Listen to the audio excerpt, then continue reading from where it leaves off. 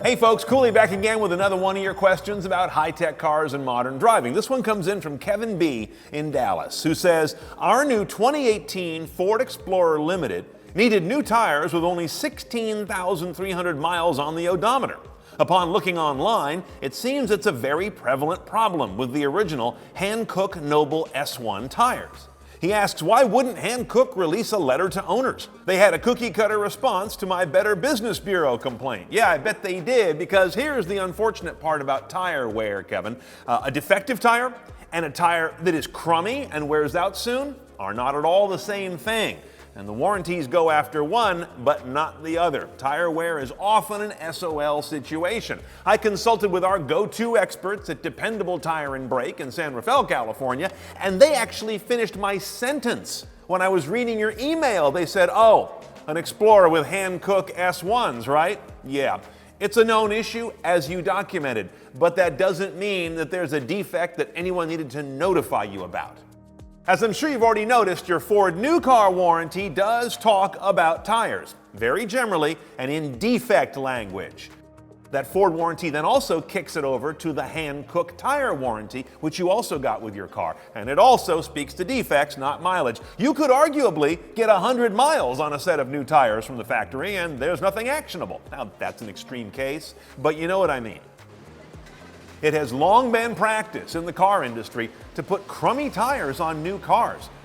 Just do a search on eBay for tires with the term takeoff included in there, and you'll find tons of listings. A takeoff is when someone buys a brand new car, drives it off the lot, and almost immediately goes to the tire store and says, get these crummy tires off of here. And they aren't even worn yet. They may change the wheels too at the same time, but this shows you how widespread the awareness is that new car tires are not usually a thing of beauty, unless we're talking about a premium sports or performance vehicle. So let's do a quick tutorial for you and everyone who drives a car on the best ways to get the most out of your tires, crappy OEM or premium ones that you bought. First of all, there's rotation. You mentioned this in another part of your email, and yes, had you done this, you might have received another, 1,000, 2,000 more miles out of your tires. Rotation means not tires rolling. It obviously means rotating them from front to back of the car typically, because the front of a car puts much more pressure on tires than the rear. You've got the weight of the engine. You've got often the drive wheels are in front. You've got the steering. It's a hard job in front. You want to give those tires a break once in a while out in the back. Follow the pattern of your owner's manual to decide when and where to move those tires, or use a reputable tire shop. The next factor is curb weight of your vehicle. You can't do much about this. The car you own is the car you own. Your Expo, though, is a pretty heavy car, 4,500 pounds or so. Curb weight, all other things being equal, affects all tires more or less equally because most cars today have a fairly even front to rear weight balance. Some cars will vary more than others, but it's not like it's 80-20. The next factor is torque. Torque is the twisting power applied to the wheels by the engine, transmission, and driveline. Your Expo, depending on the engine you've got, has up to 350 pound-feet of torque. That's quite a bit in average car terms. And grip is not perfect on a tire, so as it's being turned to accelerate, it's going to have some slip. That is a rubbing effect, tearing off more rubber. And then there's braking. That kind of wears a tire the other direction of torque. Today's cars have incredible braking systems, and as we noted, your car is heavy. Therefore, when you brake, it's putting a lot of stress on the tires, and here's one that mostly goes to the front. The average car does about 70% of its brake work on its front tires. So that's another reason why you need to rotate. Now, within vehicle suspensions, you've got a whole myriad of factors. I can't begin to address them. Every car's got a different suspension geometry, and that affects how the tire moves in space as the vehicle encounters different road conditions. It's kind of unknowable, so don't sweat that.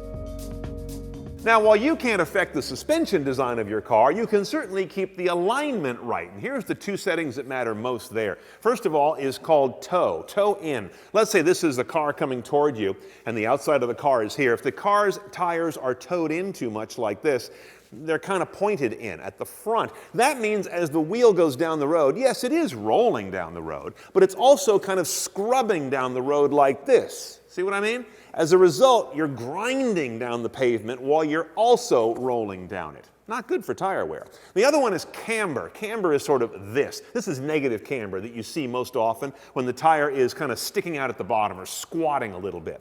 This can result in a lot more tire wear on the inside of the tread, which is getting all the load, while the outside may be pretty young still. You end up throwing away a tire that looks great from the street until you kick it out and look inside and go, ew, I'm showing cords, I'm bald on the inner parts. The next factor is terrain, and here's where a lot of folks say, well, I don't drive off-road, how does this affect me? I'm talking urban terrain. Kevin, if you live and mostly drive in downtown Dallas, you might be harder on your tires than someone who lives out, say, in Johnson City with open roads everywhere. Urban drivers do a lot more turning, a lot more stopping, a lot more accelerating, and a lot more hitting curbs as they park here and there. So that can be a beating on tires where the open country driver may get way more miles because they basically set it and forget it and go down the long straight road. Closely related to where you drive is how you drive. Driving style sounds like a myth, but it's a big deal with tire wear. The person who's hitting the brakes hard, stabbing the accelerator, diving into turns to see how well their car will handle the corner is killing their tread life. Go ahead and do it if that's how you want to drive, but know that you're going to pay for it by scrubbing off rubber needlessly all the time. Okay, then there's tire pressure. I know you're sick and tired of being told to check your tire pressure, and you still don't do it. But if you want your tires to wear a long time, you need to do it. Here's why. If your tire is underinflated, the middle gets pressed in as it goes down the road, and the sides of the tread wear excessively fast. If your tire is overinflated, which frankly is much less frequent, the middle of the tire tends to crown out, and it wears fast, while the shoulders wear slowly, and the whole thing ends up being unsatisfying. Either way, because you're throwing away a tire that has a lot of good tread somewhere, but not good tread everywhere. Now, if you've got a car sold new in the US since 2008, it's got TPMS, a tire pressure monitoring system. You've seen the idiot light. You can't really rely on that though, because per the law, that only has to come on if the tire is 25% underinflated or more so. That's late. You want to stay in a tighter tolerance than that. So, put a tickler in your calendar to remind yourself every couple months to hunker down and go check all the tires on all the cars. It's a drag, but it's worth it in the long run. Get yourself a good tire pressure gauger. In this case, it's an inflation chuck and gauge combined that goes to a good compressor, a real compressor. Not one of those silly ones you plug into your 12-volt outlet in your car. Those are just for survival. Another interesting factor in tire wear is wheel size. Let me tell you what I mean. The trend over the last number of decades is to go to a bigger diameter wheel with a lower profile or shorter tire. Profile is the ratio of sidewall height to tread width. As we go to these shorter, lower tires, we end up with tires that tend to be made of a more aggressive, sticky tread compound. It's just kind of complementing their low profile, sporty nature. But that may limit your choices. You may not have the ability to buy, honestly, a hard-wearing, kind of slippery tire if you want it. It may not be made in your size. You end up buying a tire that's got a softer, stickier compound that doesn't wear as long just because your wheel size predicates that. Tire specs. Your tire actually tells you how long it's going to last, but not really. See this thing here where it says tread wear? It's a number, usually something in the hundreds. This one's 500. That means that this tire should last 5 times longer than this manufacturer's line that are a 100 if they made such a thing.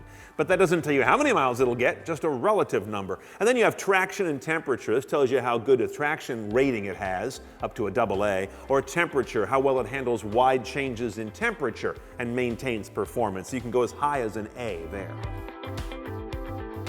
I know there's a lot to deal with here. Some of it is definitely your responsibility, driving style and tire pressure. A lot of the rest, you need to rely on a good, trustworthy tire shop. Trust me, the minute they see you walk in and see what kind of car you're driving, they know what tire you need. You are not the first person to arrive wishing you'd had better tires on that make, year, and model of car. Keep those emails coming. I'm here to answer your questions about high-tech cars and modern driving. It's Cooley at theroadshow.com.